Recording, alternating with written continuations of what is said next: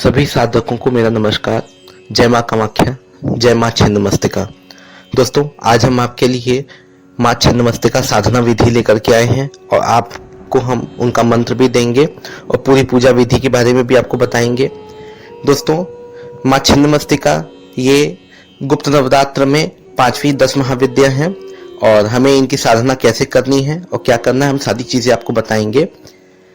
लेकिन उससे पहले हम आपका स्वागत करते हैं अपने channel the journey of life में। तो मित्रों, माता छिन्नमस्तिका के बारे में हम आपको पहले थोड़ी सी बातें बता दें। माता छिन्नमस्तिका शब्द का, माता छिन्नमस्ता शब्द का जो अर्थ है वो ये है कि इन्होंने अपनी मस्तक को ही छिन्न कर दिया था, यानी इन्होंने अपने मस्तक को ही काट दिया था। क्यों काटा था वो सारी चीजें हम आपको बताते हैं। देखिए दोस्तों, छिन्न का मतलब होता है अलग करना और मस्ता का मतलब होता है मस्तक। इस प्रकार जिनका मस्तक अपने देह से ही अलग हो चुका हो वही माता छिन्नमस्तिका कहलाती हैं या छिन्नमस्ता कहलाती हैं। देवी अपने मस्तक को अपने ही हाथों में काटकर अपने हाथों में ही धारण करती हैं तथा प्रचंड चंडिका जैसे अन्य नामों से भी जानी जाती हैं। मार्कंडेय पुराण, शिव पुराण में भी देवी के इस रूप का विस्तार से वर्णन किया गया है। इनके अनुसार जब देवी ने चंडी का रूप धारण करके राक्षसों का संहार किया, दैत्यों को परास्त करके देवों को विजय दिलवाई, तो चारों ओर उनका जय घोष होने लगा। परंतु देवी की सहायक योगिनियां जया और विजया, इनकी रक्त पिपाशा यानी कि इनकी जो प्यास है रक्त की वो शांत नहीं हो पा रही थी और उनकी प्यास को शांत करने के लिए मां ने अपना मस्तक काटकर अपने रक्त से उनकी प्यास बुझाई। इस कारण माता को छिन्नमस्तिका या छिन्नमस्ता नाम से भी जाना जाने लगा। छिन्नमस्तिका देवी को तंत्र शास्त्र में प्रचंड चंडिका और चिंतापूर्णी माता भी कहा जाता है। मार्कंडेय पुराण, शिव पुराण आदि में देवी के इस रूप का विस्तार से वर्णन किया गया है, जैसा कि मैंने आपको पहले ही बता दिया। देखिए दोस्तों, ये 10 महाविद्याओं में 5वें स्थान पर है। प्रचंड डरावनी, भयंकर तथा उग्र रूप में विद्यमान है। ये समस्त देवी देवताओं से अलग देवी छिन्नमस्तिका का स्वरूप है। देवी स्वयं ही सात्विक, राजसिक तथा तामसिक तीनों गुणों को अपने आप में समाहित करती हैं, यानी कि ये त्रिगुणमयी संपन्न देवी हैं। दोस्तों, ये ब्रह्मांड के परिवर्तन चक्र का प्रतिनिधित्व करती हैं। पूरा ब्रह्मांड इस चक्र से चलायमान है। सृजन होना, पलना, बढ़ना और विनाश होना, इन तीनों में संतुलन लेके आती हैं। ब्रह्मांड के सुचारू परिचालन हेतु मां अत्यंत आवश्यक है। मां छिन्नमस्तिका की आराधना जैन तथा बौद्ध धर्म में भी की जाती है तथा बौद्ध धर्म में देवी छिन्नमुंडा वज्रव्राही के नाम से इन्हें जाना जाता है। दोस्तों, अगर हम इनके साधना के लाभ आपको बताएं तो जो व्यक्ति अपने आप पे नियंत्रण नहीं कर पाते, यानी खुद पे उनका नियंत्रण नहीं होता है, और उन्हें इनकी साधना जरूर करनी चाहिए, क्योंकि ये देवी आत्मनियंत्रण के सिद्धांतों का प्रतिपादन करती हैं।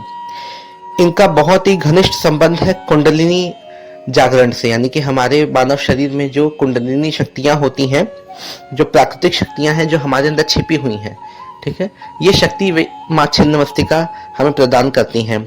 और कुंडलिनी शक्तियां, जैसे कि हमने आपको बताया है और आप जानते भी हैं कि कुंडलिनी शक्तियों को जागृत करने के लिए योग, अभ्यास, त्याग तथा आत्मनियंत्रण की आवश्यकता होती है और ये सभी गुण मां हमें देती हैं। दोस्तों, किसी भी योगी को अपने जीवन को संतुलित करने के लिए, जीवन यापन को आगे बढ़ाने के लिए जीवन में संतुलन होना बहुत जरूरी होता है और यही सारी चीजें हमें मां छिन्नमस्तिका से सीखने को मिलती हैं और हमें इनसे प्राप्त होती हैं। तो मित्रों, अब हम आपसे बताते हैं मां छिन्नमस्तिका की साधना विधि के बारे में बात करते हैं हम आपसे। दोस्तों, आप इनकी साधना को नवरात्रि के प्रथम दिन से ही शुरू कर सकते हैं। जैसा मैंने आपको पहले भी बताया कि गुप्त नवरात्रि में आप किसी एक देवी की साधना पूरे 9 दिन तक कर सकते हैं या उनके जो दिन है उस दिन भी आप कर सकते हैं। इनकी साधना आपको रात्रि काल में ही संपन्न करनी है, यानी कि आपको रात्रि में 10 बजे के बाद से ही इनकी साधना आरंभ करनी है। इनकी साधना को ब्रह्म मुहूर्त में या बाकी किसी समय नहीं किया जाता है। दोस्तों, आपको सबसे पहले करना क्या पड़ेगा? आपको करना यह है कि आपको देवी के 125 मंत्रों की जाप करना है। यानी हर बार हम आपको बताते हैं ना कि आपको 108 बार या 1 माला या 5 माला ऐसे जाप करने हैं, लेकिन यहाँ पे हमें एक बात का ध्यान रखना पड़ेगा कि हमें इनके मंत्रों का 125 बार जाप करना है। और आप पूरे 9 दिन तक इनके मंत्रों का 125 जाप कीजिए। रात्रि में लगभग 10 बजे आप स्नान करके काले रंग का वस्त्र धारण कीजिए। अगर आपके पास काले रंग की कोई धोती हो तो आप धोती भी धारण कर सकते हैं। फिर जहां भी आप साधना करते हैं वहां पे आप दक्षिण दिशा की ओर मुंह करके आप किसी भी ऊनी आसन पर बैठ जाएं। अगर काले रंग का आसन है तो बहुत ही अच्छी बात है, अन्यथा और भी जिस रंग का भी आसन आपके पास है आप उसी रंग के आसन को बिछा करके दक्षिण दिशा की ओर मुंह करके बैठें। पूरब दिशा की तरफ मुंह करके नहीं बैठना है, आपको दक्षिण दिशा की तरफ मुंह करके ही बैठना है। आप अपने सामने किसी एक छोटी सी चौकी पे आप साफ वस्त्र बिछा करके उस पर माँ का एक चित्र रख लीजिए। आप चाहे तो मोबाइल में भी इनका चित्र आप डाउनलोड कर सकते हैं। और आपको चाहिए क्या, आपको कुछ चीजें भी चाहिए जो मैं आपको बता देता हूं। आपको काले तिल, अक्षत और सुपारी, ये 3 चीजें चाहिए।